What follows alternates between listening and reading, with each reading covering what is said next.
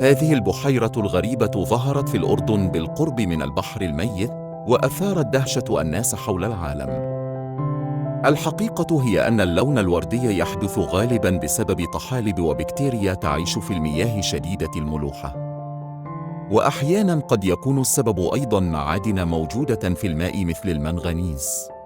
المثير أن هذه الظاهرة موجودة أيضاً في أماكن أخرى حول العالم، مثل بحيرة هيلير في أستراليا.